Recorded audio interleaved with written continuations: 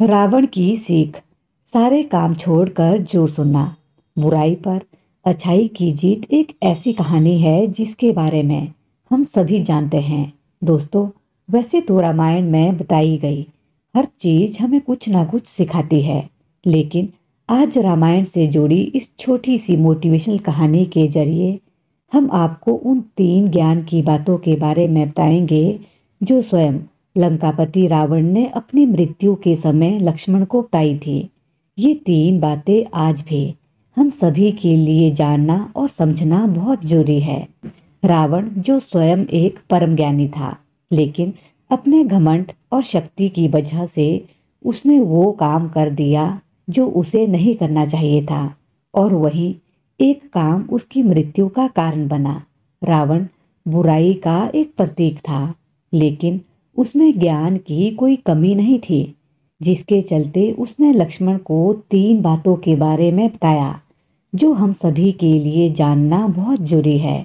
श्री राम द्वारा मारे गए तीर की वजह से जमीन पर पड़ा रावण जिस समय अपनी अंतिम सांसें ले रहा था, तो उस वक्त श्री राम ने लक्ष्मण से कहा कि रावण एक महाज्ञानी पंडित है।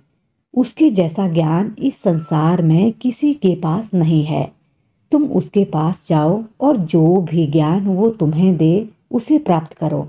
राम के कहने पर लक्ष्मण रावण के पास गए। जमीन पर पड़ा रावण अपनी अंतिम सांसें ले रहा था, और लक्ष्मण जाकर उसके सर के पास खड़े हो गए और बोले, हे रावण, तुम बहुत ज्ञानी हो। अपने आखिर समय में मुझे कुछ ज्ञान की बातें बताकर जाओ।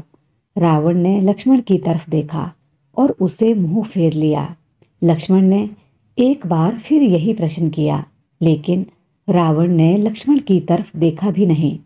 रावण के इस व्यवहार को देखकर लक्ष्मण को गुस्सा आ गया, और वो श्री राम के पास गए और जाकर सारी बात उन्हें बताई। लक्ष्मण की बात सुनकर श्री राम जी बोले, गुरु से शिक्षा उनके पैरों के पास बैठकर ली जाती है, ना कि उनके सर के सामने खड़े रहकर।